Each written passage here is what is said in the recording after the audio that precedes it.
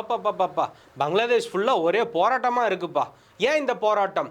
ஷேக் ஹசீனா பிரதமராக 4 முறை பிரதமராக இருந்தும் எதுக்கு இப்படி போராட்டம் நடக்குது? அங்கே பங்களாதேஷில் என்ன நடக்குது? வாங்க டீட்டெயில்டாக பார்ப்போம்.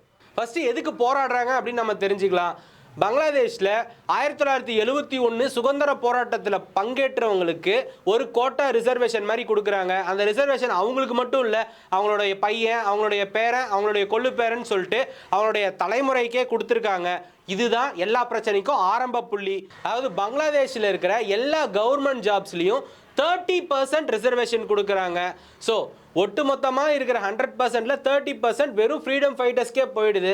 அப்படி அவங்க ஃப்ரீடம் ஃபைட்டர்ஸ் எவ்வளோ இருக்காங்க? ரொம்ப நிறைய பேர் இருக்காங்களா அப்படின்னு பார்த்தோம்னா கிடையாது. ஒட்டுமொத்த பங்களாதேஷோட பாப்புலேஷன் வந்து 17.5 கோடி. அதில் ஃப்ரீடம் ஃபைட்டர்ஸ்ன்னு சொல்லிட்டு இருக்கிறவங்க வெறும் 2 லட்சம் பேர். அதாவது 2 லட்சம் பேருக்கு 30% ஜாபை கொடுக்குறாங்க. மீதி இருக்கிற 70%லையும் மற்ற கோட்டா ரிசர்வேஷன்லாம் போய் 56% டோட்டல் ரிசர்வேஷன். அதாவது கோட்டாவே இல்லாமல் மெரிட்டுக்கு போட்டி போடுறவங்க வெறும் 44% தான். ஸோ அந்த 44% இருக்கிறதுனால ரொம்ப அன்எம்ப்ளாய்மெண்ட் அதிகமாக இருக்குது. கவர்மெண்ட் மேலே மக்களுக்கு வந்து ஒரு அதிருப்தி இருந்துக்கிட்டே இருந்திருக்கு இத்தனை வருஷமா. அது மட்டும் இல்லாமல் கடந்த 20 வருஷமாக நடந்த எல்லா எலெக்ஷனுமே ஃபேக் எலெக்ஷன் அப்படின்னு சொல்லிட்டு பங்களாதேஷ் மக்களுக்கு இடையில ஒரு கருத்து இருக்குது. இதுக்கான காரணம் என்னன்னா, ஆப்போசிஷன் பார்ட்டியான பிஎன்பி இத்தனை வருஷமாக எலெக்ஷனில் போட்டி போடலை. அதுக்கு மெயின் ரீசன் ஷேக் ஹசீனா வந்து பிரதமராக இருந்தே எலெக்ஷன் கண்டெஸ்ட் பண்ணுறாங்கன்னும், எலெக்ஷன் வர்றப்போ அவங்க ரிசைன் பண்ணிவிட்டு ஒரு நியூட்ரல் கவர்மெண்ட் இருக்கிறப்போ இல்லை ஒரு இன்ட்ரீம் கவர்மெண்ட் இருக்கிறப்போ அவங்க எலெக்ஷனில் கண்டெஸ்ட் பண்ணணும்னு சொல்லிட்டு ஒரு டாக். எலக்டோரல் சிஸ்டம் மேலே இருக்கிற ஒரு நம்பிக்கை இல்லா தன்மை தான் இப்போ மக்கள் ரோட்டில் இறங்கி போராடுறதுக்கு ஒரு முக்கிய காரணமாக இருக்குது. ஸோ எலக்டோரல் சிஸ்டம் மேலே நம்பிக்கை இருந்தால் ஓட்டு போட்டு மாற்றத்தை ஏற்படுத்தணும்னு நினைப்பாங்க.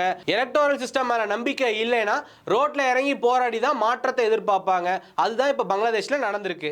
ஸோ 2018 தான் ஃபர்ஸ்ட் இந்த கோட்டா சிஸ்டமுக்கு எதிராக ஒரு மிகப்பெரிய ஒரு போராட்டம் வெடிக்குது. 2018 டாக்கா யூனிவர்சிட்டின்னு சொல்லிட்டு ஒரு கவர்மெண்ட் யூனிவர்சிட்டியில் ஒரு சின்ன போராட்டமாக அமைஞ்சது.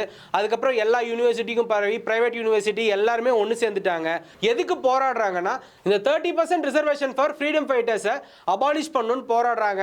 அதுக்கப்புறம் ஒரு மாதத்தில் இது மிகப்பெரிய போராட்டம் ஆகிறதுனால அப்பவும் பிரதமராக இருந்த ஷேக் ஹசீனா இந்த policy group A group B இந்த போஸ்ட்டுக்கு செல்லாது அப்படின்னு சொல்லிட்டு கவர்மெண்ட் ஆர்டர் ரிலீஸ் பண்ணுறாங்க. ஒரு வருஷம் கழிச்சு 2019 பங்களாதேஷில் இருக்க ஒரு ஹைகோர்ட் வந்து இந்த ஆர்டரை இப்போதைக்கு ஸ்டே பண்ணுங்க அப்படின்னு சொல்கிறாங்க. ஸோ ஆர்டரை ஸ்டே பண்ணதோடு விட்டுருந்தா கூட அது இவ்வளோ பெரிய போராட்டமாக மாறி இருக்காது. இப்போது 2024 ஜூன் மாதம் ஒரு ஹைகோர்ட் என்ன சொல்லியிருக்காங்கன்னா, திருப்பி அந்த 30% ரிசர்வேஷன் கோட்டா ஃபார் ஃப்ரீடம் ஃபைட்டர்ஸை திருப்பி எடுத்துகிட்டு வாங்க அப்படின்னு சொல்லிட்டாங்க.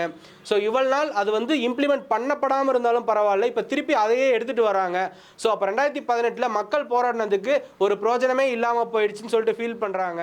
அதனால தான் இப்போ அதை விட அது மிகப்பெரிய போராட்டமாக மாறிடுச்சு. ஸோ 2024 ஜூன் மாதத்தில் ஹைகோர்ட் அப்படி சொன்ன உடனே ஜூலை மாதமே சுப்ரீம் கோர்ட் வந்து இந்த ஆர்டர் செல்லாது, இந்த ஹைகோர்ட்டோட ஆர்டர் செல்லாது, ரிசர்வேஷனை 5% குறைச்சிடலாம் நம்ம அப்படின்னு சொல்கிறாங்க. இப்போ இந்த பாயிண்ட்ல ரிசர்வேஷனே வேண்டான்னு சொல்லி போராடுறவங்களுக்கு சுப்ரீம் கோர்ட்டுமே 5% சொன்னது வந்து ஒரு ஷாக்காக தான் இருந்திருக்கு. அதுக்கப்புறம் ஒட்டுமொத்த வெறுப்புமே பிரதமர் ஷேக் ஹசீனா மேலேயும் அவங்களுடைய பார்ட்டி அவாமி லீக் மேலேயும் போயிருச்சு. அந்த பொலிட்டிக்கல் பார்ட்டியோட மிக முக்கியமான தலைவர் யாருன்னா ஷேக் ஹசீனாவோட அப்பா ஷேக் முஜிபுர் ரஹ்மான். அவர் வந்து ஷேக் ஹசீனாவுக்கு மட்டும் அப்பா இல்லை, ஒட்டுமொத்த பங்களாதேஷுக்கும் he is the father of Bangladesh. இதனால் என்டையர் பங்களாதேஷில் எங்கெங்கெல்லாம் ஃபாதர் ஆஃப் பங்களாதேஷ் ஷேக் முஜிபுர் ரஹ்மானோட சிலை இருக்கோ அதை எல்லாமே ப்ரொட்டஸ்டர்ஸ் உடைக்க ஆரம்பிச்சிட்டாங்க. பங்களாதேஷில் நடக்கிற ஒரு உள்நாட்டு பிரச்சனையினால இந்தியாவுக்கு என்னெல்லாம் பாதிப்பு அப்படின்னு சொல்லி பார்த்தோன்னா, ஷேக் ஹசீனாவும் சரி ஷேக் முஜிபுர் ரஹ்மானும் சரி இவங்க 2 பேரும் ப்ரோ இந்தியா பாலிசி, அதாவது இந்தியாவுக்கு ஆதரவான ஃப்ரெண்ட்லி பாலிசியை தான் ஃபாலோ பண்ணிட்டு இருந்திருக்காங்க. இதனால தான் 6 மாதத்துக்கு முன்னாடி நடந்த எலெக்ஷனில் எல்லாருமே பாய்காட் இந்தியா அப்படின்னு சொல்லிட்டு ஷேக் ஹசீனாவுக்கு எதிரான ஒரு கோஷமாக பாய்காட் இந்தியா அப்படின்னு சொல்லி எடுத்திருக்காங்க. இதை வச்சே ப்ரோ இந்தியா பாலிசி எவ்வளோ ஷேக் ஹசீனா ஃபாலோ பண்ணுறாங்கன்றது நம்ம புரிஞ்சுக்க முடியுது. ஷேக் ஹசீனா பிரதமர் பதவியிலேருந்து விலகி தன் நாட்டை விட்டே வெளியேறிட்டாங்க.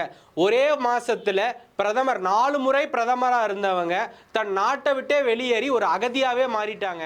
இப்போ இந்தியாவில் இருக்காங்க. ஃபியூச்சரில் இந்தியாவிலேருந்து வேற ஒரு நாடு யூகே அல்லது சவுதி அரேபியா அந்த மாதிரி போகலான்னு ஒரு பிளானில் இருக்காங்க. அது என்னன்னு சொல்லிட்டு இனிமேல் நடந்தால் தான் தெரியும். இதே நேரத்தில் பங்களாதேஷோட பிரசிடென்ட் வந்து அங்கே இருக்கிற ஆட்சியை ஃபுல்லாக கலைச்சிட்டாங்க. இதுக்கு முன்னாடி ஷேக் ஹசீனா மட்டும் ரிசைன் பண்ணிட்டு இந்தியாவுக்கு வந்துட்டாங்க. ஆனால் அங்கே இருக்கிற கவர்மெண்ட்டையே டோட்டலாக இப்போ தான் பிரசிடென்ட் அபாலிஷ் பண்ணியிருக்காரு. அதுக்கப்புறம் போராட்டக்காரர்களுக்கு ஆதரவாக Nobel prize winner Muhammad Yunus அவர்களை இன்ட்ரீம் கவர்மெண்ட்டை டேக் கேர் பண்ணுறதுக்காக அவங்க அப்பாயிண்ட் பண்ண சொல்லி ஒரு ஆதரவு சொல்லியிருக்காங்க. இதுக்கப்புறம் என்ன நடக்க போகுது ஃபியூச்சரில் பார்க்கலாம். ஏற்கனவே வெஸ்டர்ன் சைடில் இந்தியாவுக்கு நெய்பராக இருக்க பாகிஸ்தான் இந்தியாவுக்கு ஃப்ரெண்ட்லியாக இல்லை. இப்போ ஈஸ்டர்ன் சைடில் இருக்க பங்களாதேஷுமே ஒரு இந்தியாவுக்கு ப்ரோ கவர்மெண்ட் அமையலைன்னா இந்தியாவோட ஃபாரின் பாலிசியோட ஸ்டேட்டஸ் என்ன பொறுத்திருந்து தான் பார்ப்போம். இந்த மாதிரி கண்டென்ட்டுக்கு நம்ம சேனலை சப்ஸ்கிரைப் பண்ணிக்கோங்க.